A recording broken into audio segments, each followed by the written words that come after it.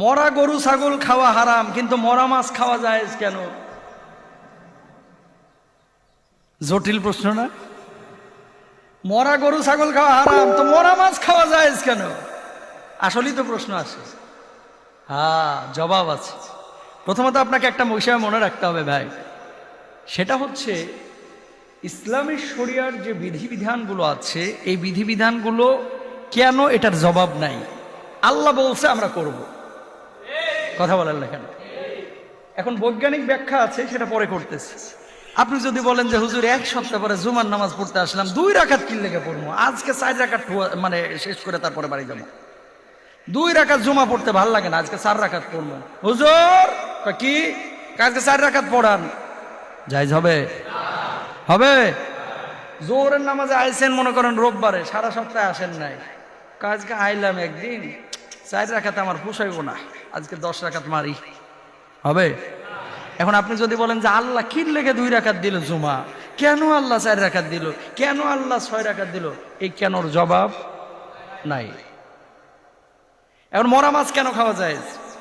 বিজ্ঞান কি বলতেছে একটা গবেষণা করে, এবং ইসলামিক স্কলার ফকিহ যারা, দেখেন গরু ছাগল মহিষ এরা অক্সিজেন মানুষের মতো নেয়, কি নেয়? অক্সিজেন নেয়।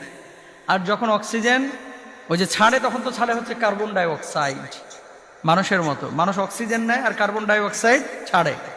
যে কার্বন ডাই অক্সাইডটা আবার এই যে গাছরা এগুলো কি করে, খেয়ে ফেলে। কথা বুঝতে পেরেছেন? এটা আপনি চোখে দেখতে পান না। গরু ছাগলকে যদি শ্বাসরোধ করে হত্যা করা হয়, অথবা মাটিতে পড়ে মারা গেছে, অথবা অসুস্থ হয়ে মারা গেছে, এই কার্বন ডাই অক্সাইডগুলো রক্তের সাথে মিশে যায়। কিসের সাথে? রক্তের সাথে মিশে যায়। এই গোশত যদি আপনি খান, শরীরের নানাবিধ রোগ বালাই আপনার হবে, ঢুকে যাবে। এটা বিজ্ঞানও বলছে। কারণ কার্বন ডাই অক্সাইডটা বের হয় নাই, রক্তের সাথে কি হয়ে গেছে, মিশে গেছে। আর যখন গরুটাকে বা ছাগলটাকে আপনি জবাই করবেন, তখন ওই কার্বন ডাই অক্সাইড গুলা ওই যে গলার যে রক্তটা বের হচ্ছে, রক্তের সাথে বের হয়ে যায়। আল্লাহু আকবার বলেন, সুবহানাল্লাহ। আল্লাহ তাআলার কি ক্ষমতা এবং কি বিধান, এগুলো মানুষ তো কল্পনা করে না, বুঝে না। এটা বের হয়ে যায়। মুরগি এই গরু ছাগলের মতো, যখন আপনি জবাই করতেছেন, তার শরীর থেকে যে রক্তটা বের হয়ে যাচ্ছে, এই রক্তের সাথে কার্বন ডাই অক্সাইড বের হয়ে যাচ্ছে। তখন আপনি গোশতটা খেলে দেখবেন গোশতের মধ্যে তেমন রক্ত নাই, ধুইলেই রক্ত চলে যায়। কিন্তু শ্বাসরোধ করে যাদেরকে হত্যা করা হয়, এই সমস্ত রক্তগুলো গোশতের সাথে মিশে যায়। এগুলো খাওয়া ইসলামী শরীয়তে এই জন্য নিষিদ্ধ। বুঝতে পেরেছেন? আরো কারণ থাকতে পারে, এটা আমিও জানি না, আপনিও জানেন না, এটা কোনো মুহাদ্দিসও জানে না। জানেন কে? আল্লাহ। মানুষের ঘেলু দিছে আল্লাহ ইদ্দুরা, এই ঘেলু দিয়ে কি এত কিছু ভাবা যাবে, বের করা যাবে?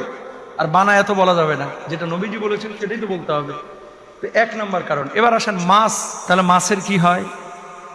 মাছ কিন্তু পানির নিচে থাকে, আর অক্সিজেন বাইরে থেকে নেয় না, মাছ পানির মধ্য থেকে অক্সিজেন নেয়। সুবহানাল্লাহ বলেন।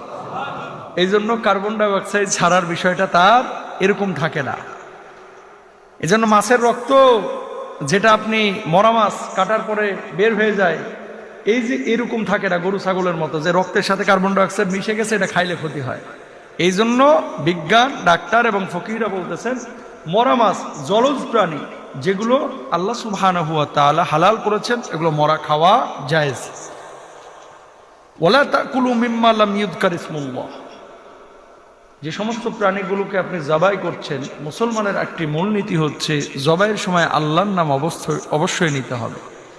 ইউরোপের অনেক দেশে কিভাবে গরু জবাই করে জানেন? ও গরুটারে দূরে বাইন্ধে রাখে, গরু ঘাস খাচ্ছে বা কি হচ্ছে, যে মাথায় গুলি করে। কি করে? মাথায় গুলি করে।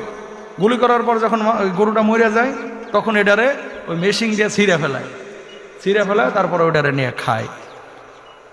মাথায় গুলি করে এইভাবে গরু মারা, এটা মুসলমানদের শিক্ষা না, এটা রাসূলের শিক্ষা না। তারপরে মনে করেন শুয়োর ওরা খাইতে পারলে আমরা খাইলে সমস্যাটা কি? শুয়োর কেন আল্লাহ তাআলা হারাম করেছে, এটা আল্লাহ ভালো জানে। কিন্তু আপনি এখানে কেনর জবাব খুঁজতে যান না, সব কেনর জবাব হয় না। যদি বলেন যে আজান কি লেগে দিতে হবে, আজান ছাড়াই তো ঘড়ির টাইমিং দেখে নামাজে আসা যায়, তো এই জন্য তো আল্লাহ আজান ফরজও করেন নাই, আজান সুন্নাহ, আপনারা দিলে মানুষজন আসবে।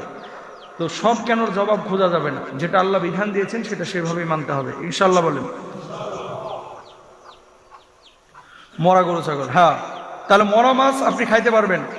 আর স্থলের যে সমস্ত প্রাণীগুলো, এগুলো কখনোই আপনি জবাই ছাড়া খাইতে পারবেন না। এই জন্যই কিন্তু হিন্দু, খ্রিস্টান, বৌদ্ধ, আপনারা অনেক সময় ভারতে যান, থাইল্যান্ডে যান, সিঙ্গাপুরে যান, গোস্ত জাতীয় খাবার খাওয়ার আগে একটু হিসাব নিকাশ করে খায়েন। খালি পাইলেই একবার হপ হপ করে পেট ভর্তি করেন না, বস্তা ভর্তি করেন না, ঝোলা ভর্তি করেন না, একটু হিসাব করেন যে এটার হালাল কিনা বা মুসলমান জবাই করছে কিনা। কলকাতায় গিয়ে অনেকে হিন্দু হোটেলে খায়, ভারত যান না আপনারা মাঝে মাঝে, এ যায় তোয়াক্কা করে না, মনে করে যে ভারতে আইসি এখন তো সব জায়েজ। এগুলো খেয়াল করবেন। মুসলিম হোটেলে খাবেন, বিশেষ করে হিন্দু হোটেলে যদি খান সবজি জাতীয় খাবার খান। কালকে রাত্রে মাহফিল করলাম কোথায় যেন, ফরিদপুর। যখন যাইছি গেলাম, যাওয়ার পরে একটা হোটেলে উঠলাম, উঠে ঈশান নামাজ পড়বো আর কি, মাহফিলে যাওয়ার পর ঢুকেই দেখলাম নো বিফ। এই নো বিফ যে সমস্ত হোটেলগুলো লেখা থাকে ম্যাক্সিমাম হিন্দু হোটেল। কথা বুঝতে পারছেন তো? নো বিফ মানে গরুর গোশত নাই এখানে।